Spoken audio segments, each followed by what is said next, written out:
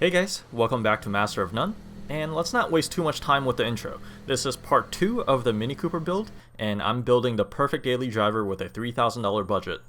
In part 1, we spent $575 in suspension upgrades, so that leaves us with plenty of budget still left to make more power and to make more noise. Let's just get started. This is going to be a fun one.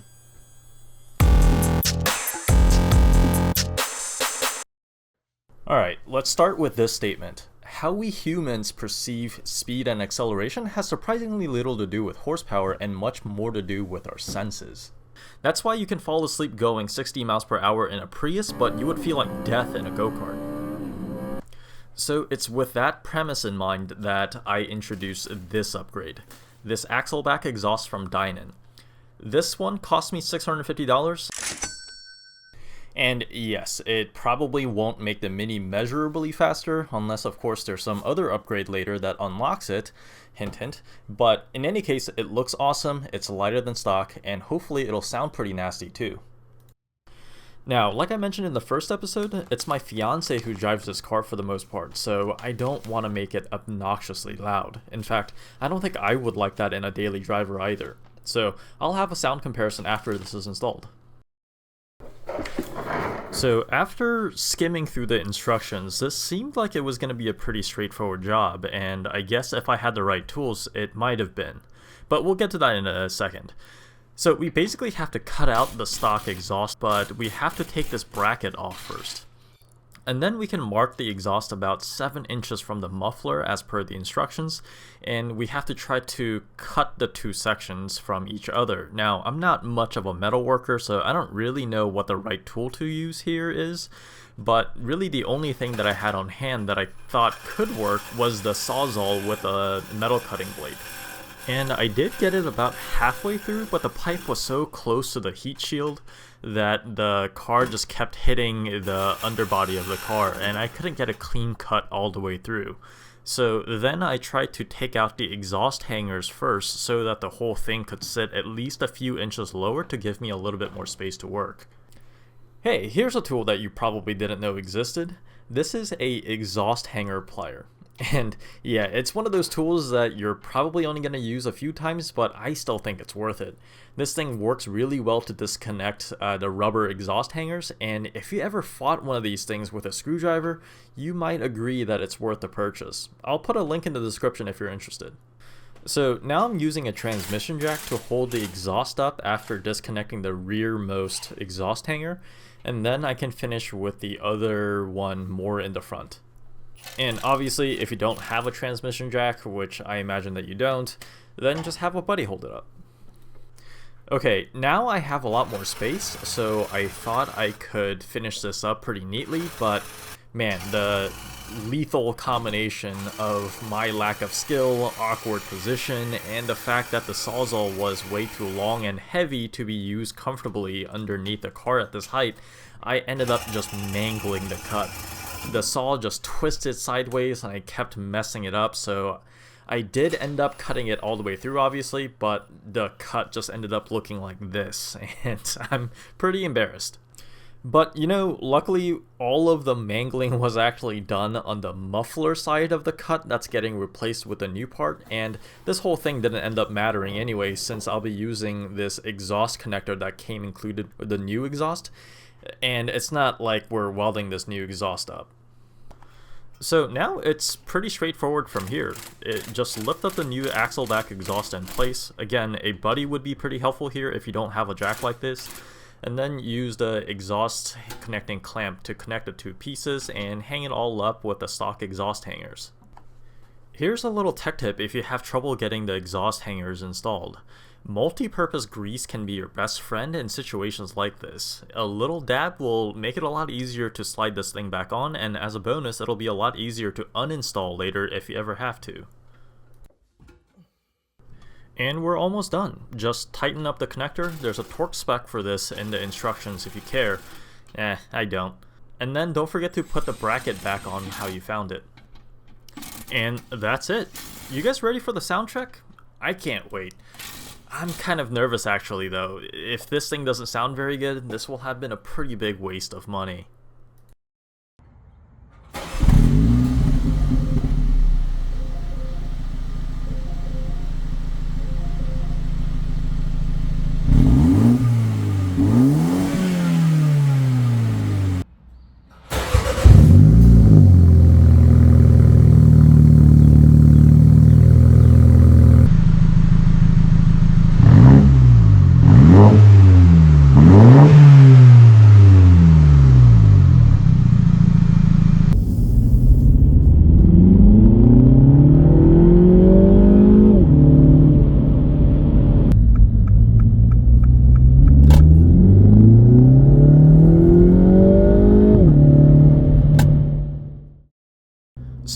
now, to be honest, I have mixed feelings about this exhaust upgrade. So when it starts up, the Dinan exhaust sounds awesome. For the tiny little engine that is in this thing, it sounds mean without being too loud. The car just announces in a little bit more dramatic way that it's ready to go. But what I don't like is that, well, what I wanted was an exhaust that sounds gnarly at high revs, but something that you would kind of forget was there when you're just cruising down the road, trying to have a conversation or listening to music at low volume. And it's not that it drones obnoxiously at low revs, but the difference between the stock and the Dinan exhaust are actually much more significant at low revs than it is at high revs. But you know what, we have a couple more things that we have planned today that's going to change how this thing sounds, feels, and drives, and maybe I'll feel different once everything is installed, and I'll have to see how all the mods do as a package. So next up is a high flow intake, again from Dinan, and it's a pretty simple kit by itself with just a housing and a filter for the most part. This was $360 from Summit Racing. Now, unlike the exhaust, Dinan does provide some actual numbers, which I personally think is a little optimistic. It says max gains of 12 horsepower and 23 pound-feet of torque. And whatever power gains that there actually is, it apparently happens mostly in the low revs, so that's great. That's a lot more accessible power in everyday situations. But I am skeptical because you just don't see these types of numbers these days with what basically comes down to a filter upgrade. But hey, maybe I'm being too much of a cynic and my butt dyno will be pleasantly surprised. But along with this, I also purchased this. This is the Dinan intake resonator delete pipe, which was another 120 bucks.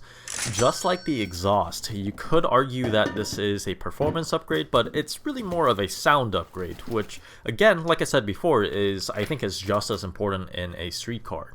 This thing is pretty high quality aluminum piping that eliminates a factory plastic intake resonator so that you can hear more of the intake and turbo sounds. And I am pretty excited to install these, so let's get to it. By the way, if you're wondering, the total cost so far has been $1,700 and $5 so far, so we spent a little bit more than half our budget so far, so I think we're doing pretty good. Alright, let's get to installing both of these things. One of the good things about buying from reputable brands is that even though the parts are probably way more expensive than they're worth, they do come with pretty detailed instructions. And it's not that installing an intake and a pipe is that complicated, but you know, it's nice to have the instructions available, especially because not a ton of people on YouTube are messing with F57 Minis yet. So right now I'm doing a few obvious things to get the stock filter housing out, like loosening up the hose clamp and disconnecting this airflow sensor. And by the way, be really careful with the sensor, it seems pretty fragile. And then we can unscrew the top of the filter housing, undoing 3 screws. I'm being very careful not to drop one of these screws down the engine bay, because I'm not trying to turn this 1-hour job into a magnet fishing adventure. And whichever BMW engineer thought it would be great to use screws to tighten down a plastic filter housing should probably be fired. And we can just remove the filter also now, and I was kind of surprised to see so much sand in the bottom of the housing. Where did it come from? I have no idea. So if we were just installing the intake, then we would basically be done with the uninstallation at this point, but we do have to get to replacing the stock intake resonator pipe, which is tucked pretty neatly snugly near the firewall, so we're going to have to dig a little bit deeper. What was actually kind of annoying was just removing all the plastic plates and rubber trim around the firewall and the windshield. And all these parts, especially the fasteners, which are also made out of plastic by the way, they're really fragile, and I thought it may be a little hard to fit everything back together without breaking anything or making things less water or airtight than before. So I was a little nervous here. You do have to take the wiper arms off to remove the panel near the windshield, and again, everything is plastic. They just kind of snap together with pretty tight tolerances, and I'm always worried that I won't be able to reinstall these things quite tightly as before, which may lead to just water leaking into weird places and causing rust. And this stuff isn't that interesting, so I won't take too much more time here. You just have to remove these plastic panels in a specific order because they're layered on top of one another to snap into place. I guess it's really not that bad. I'm just taking my time going easy on the, fasteners so I don't break or mangle them. Anyway, with all that stuff out of the way now, we can now remove this plastic shield from behind the intake pipe, which is held on by 3 Torx screws, which you can kind of see right here. Again, be careful not to drop these things while you loosen them, because if you do, you can kiss those things goodbye. With the shield pulled out, which I guess provides, mostly sound insulation, not sure why you would want that, but you can now see the screws that I was talking about, and it is pretty nerve-wracking trying to pull this thing out with screws just hanging on like that, but they do have plastic retainers on them, so don't try to pull them all the way out. We're actually done with the hard part now, if you can call it that. To take the stock resonator pipe out now, we just need to unplug a few things. And some of the plugs you can just squeeze by hand and it'll slip right out, or for this one, you probably need a plier. Just be gentle, these are all plastic. There's another Torx screw that holds the pipe in place, and after that's removed, you can just kind of wiggle it around to see what else needs to be disconnected. So behind the pipe, there's a little wire bracket that's clipped onto the hose, which you can pry off using a flathead screwdriver, and then it's time to release the hose clamp. This was crazy simple. You just jam a big flathead screwdriver into this protruding part to pull the clip back, and you can just pull up on the pipe, and it's super easy. Good job BMW on that one. Before you can pull the pipe out all the way, there's another sensor plug that you need to release, and that's it. Uninstallation is complete. We can now head over to the desk to assemble the new parts. Oh, by the way, here's a good look at what I was talking about earlier with jamming a screwdriver into the hose clamp. And I know turboed BMWs have a whole bunch of issues with plastic charge pipes just breaking and bursting. And I don't know if these hose clamps have much to do with that, but this isn't a high pressure pipe. This is a pre-turbo hose, so I guess this thing does the trick, and it certainly was easy to remove. So the stock pipe has this chamber that effectively muffles the intake and the turbo noise. I mean, I seriously don't get it. I would assume that people buying the S models of these cars want to hear a little turbo whistle, but I guess, that's what the new parts are for. So this assembly is actually 2 hose sections that are clamped together, so there's a hose clamp right in the middle that we'll need to loosen because the upper section of the hose is getting reused, and you'll need pliers for this. But again, this is baffling since they could have just used a reusable screw type hose clamp for like the one that's upstream of this one. And maybe they didn't want to spare like 8 cents. And as I work on this car, I can just feel the work of the bean counters. I shouldn't blame engineers for stuff like this. There's another smaller hose section that's plugged into the resonator that we need to transfer onto the new pipe, which is easy enough to do. You might need a rubber mallet to just make sure that it's seated correctly all the way in and clipped. And then the stock hose section that we disconnected can be transferred onto the new pipe, and I'm using a tiny bit of grease here to make things easier to install, but also so that I can kind of rotate this thing while it's in the car because I don't know if I got the angle exactly right. Thankfully, Dinan also included a hose clamp to replace the other single-use one that we removed, and I'm not screwing it on tight yet because again, we might have to rotate this thing later. And here's a tech tip, by the way. Always be very mindful of how the hose clamp sits. You might want to make sure that the tightening mechanism is in a very accessible position once it's installed. And the last thing that needs to be transferred over is the old hose clamp that is at the base of the pipe, and we can put this thing in the car now. We'll do a little montage here for the installation since there's really nothing interesting regarding the install of the new pipe. It's literally the uninstallation backwards, step by step.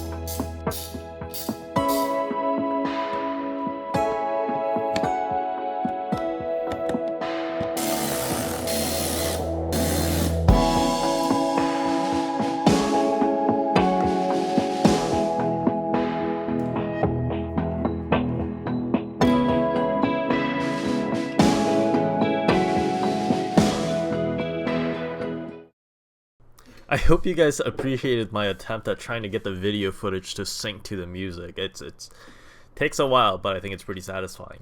Anyway, we can put the filter housing together now, which should be pretty straightforward. It does come with instructions, so just put the little neck on the housing using the hardware that comes with the kit, and put the filter on. The only issue here was that the filter was pretty hard to pop on there, and I struggled with it for a bit, and I ended up scratching the housing on the desk while I was twisting the whole thing around. But, I mean, I'm pretty sure it'll buff out with some compounding though, so I'll do that later, I guess. Let's go install this thing. I'm laying down the rubber grommet that came with the kit on the lower filter box and cutting it to length for all 4 sides of the box as per the instructions. And I guess this makes the box as airtight as possible, which I'm not really sure why that matters because there's a giant hole in the side of this new housing. Maybe it's just to keep the whole thing from rattling. And why does this thing have a hole in the side? There is a air funnel that ensures that the stock intake has fresh cold air right from the grill of the car. Wouldn't this hole cause the intake to suck up hot air from inside the engine compartment? I guess this thing never claimed to be a cold air intake, and maybe the stock intake having to suck air only from the funnel was the thing that was killing horsepower. And who knows? I'm not going to question Dinan engineering and testing right now. It's time to turn the car on to see if we connected everything correctly and that no engine lights or errors pop up. And we're good. Installation is complete for the intake. Alright, so we have one more thing to install, and hopefully you guys didn't think that I was just going to slap some intake and exhaust on this thing like a high school kid and call it a day.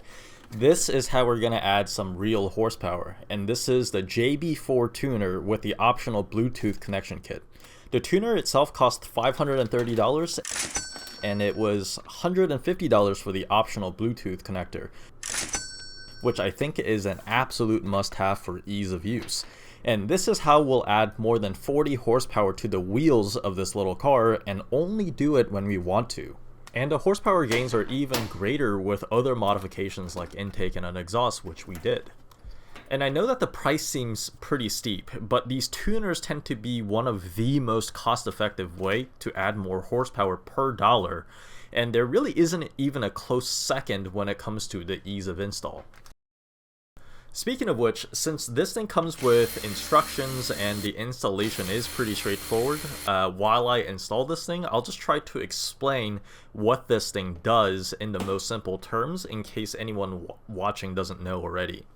So engines that are turbocharged can pretty easily make more power by just increasing the boost, or how much air the turbocharger crams into the engine.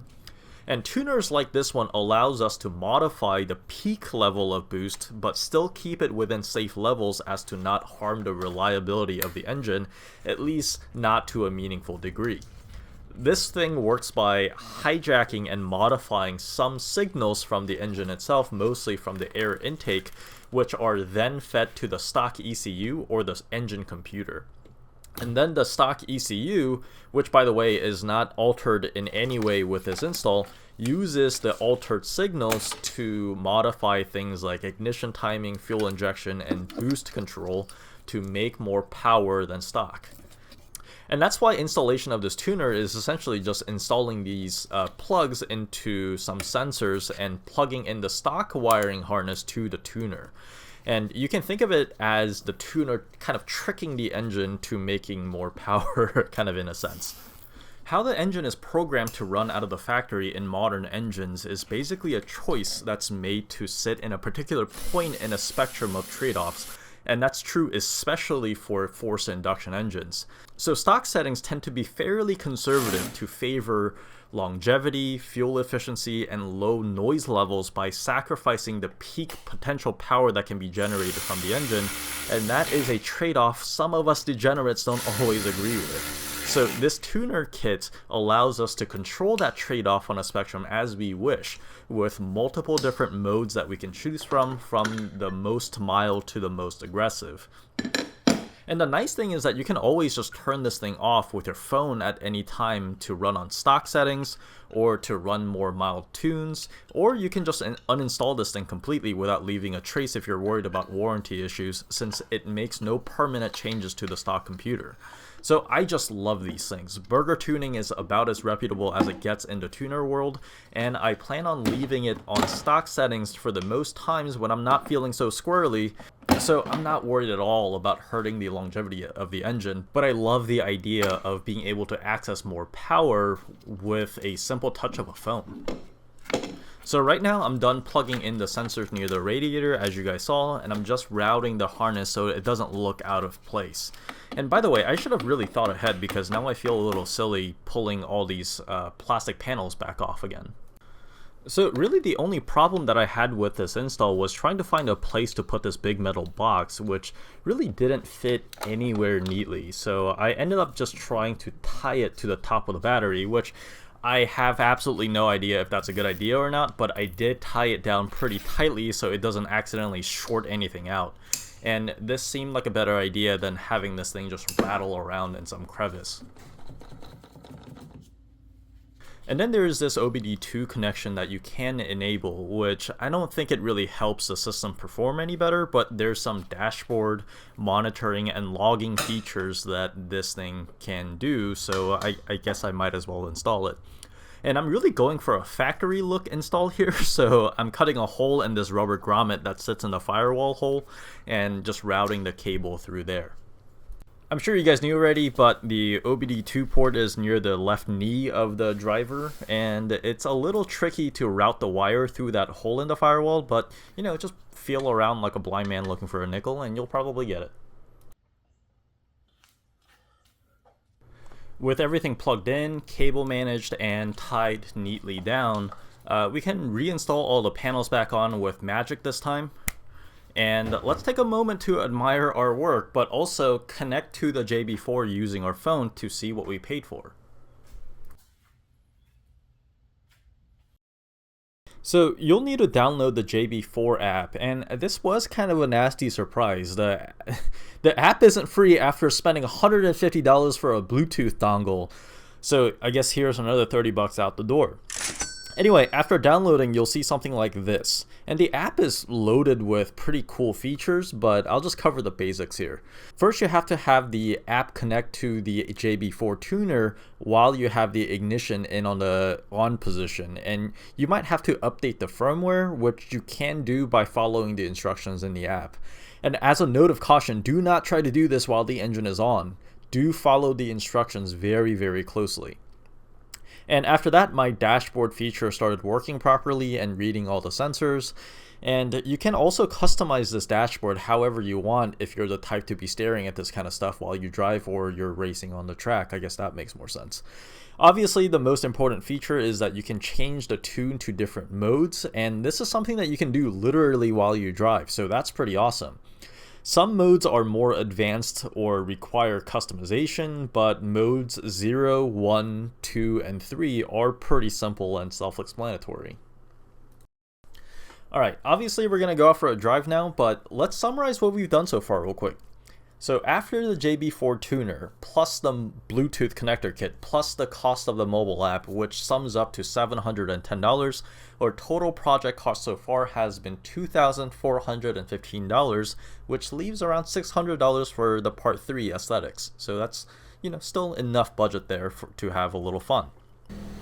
So for $2,400 though, we should have a daily driver that handles better, sounds better, and between the intake, exhaust, and the tune, has more than 50 more horsepower than a stock Mini Cooper S.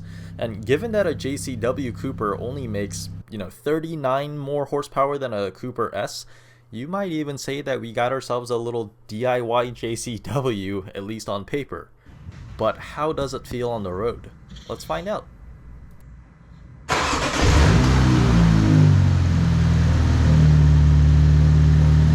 So right now I'm just driving around in map 0, which effectively turns the JB4 off, and I have the car in standard mode. It's not in eco mode and it's not in sport mode. and this is how I would drive around, or my fiance would drive around most of the time. And other than the increased exhaust noise, which is not deafening by any means, it's just I can hear it more. Other than that, the car is behaving, you know, pretty similar to stock. I don't think it's that much louder. It's certainly not that much faster. There's no really big difference or change in throttle response or the power that I feel. I can hear a little bit of more intake hissing noise, and if I step on it just a little bit, I don't know if you guys can hear this. I don't know if you guys heard that. It's very faint. I wonder if that's going to get louder when I change the map or change it to the sports setting. Did you guys hear that? That's pretty cool. I love hearing that. Alright, so when this light turns green, I'm gonna full throttle it. Again, still in map 0, still in standard mode, and I kind of want to see how far the boost goes up. Alright, here we go.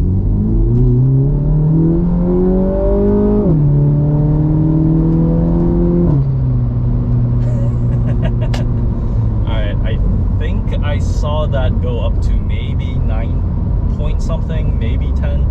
But okay, that's enough faffing about in standard mode. Let's change the map. And again, you can do this while you drive.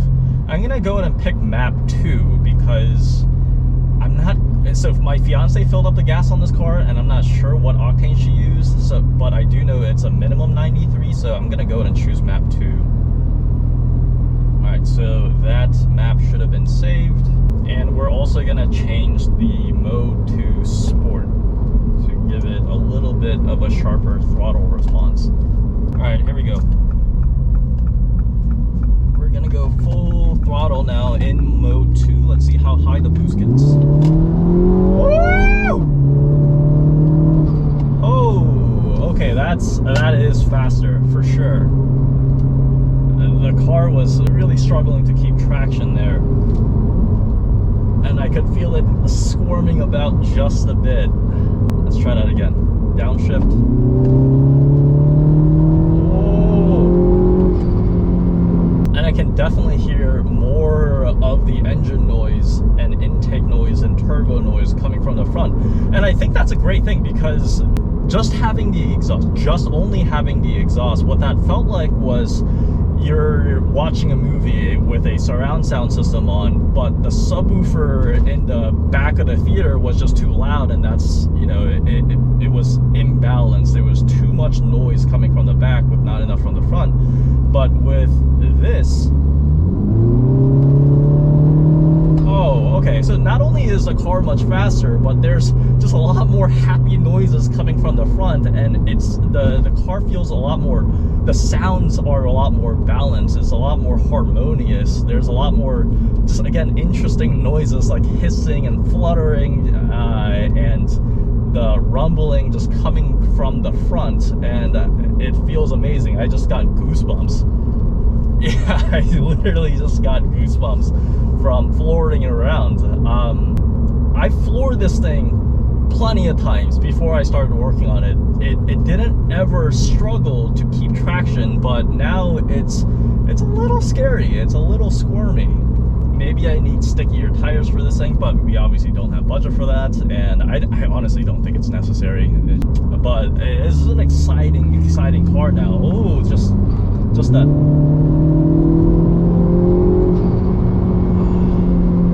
You know, this makes me think, maybe I should have spent some money to replace the charge pipes that these BMW engines have so much trouble with just bursting and breaking. So I'm a little afraid of that happening, but you know, this is a brand new car and maybe we'll get to it eventually. If I decide to keep just, you know, flooring this thing around everywhere, which, you know, I probably won't, but whew, this is so good. Oh, and I'm not saying it's a super fast car. It's not. It's a Mini Cooper with some bolt-on upgrades, but the car feels different. It really does, and it's in a good way. got so distracted by the noises and you know, tires almost losing traction that I forgot to pay attention to the peak boost. What did we get there? Let's try that again. 14. So yeah, that's, I think we were supposed to get maybe 4 more PSI of boost at the peak, so that seems dead on. And because of the charge pipes that I mentioned earlier, I would be kind of afraid to regularly push this thing much more far beyond that. But I mean, this is plenty. I don't think I need any more than this, to be honest. The tires are already... Oh! Oh my God!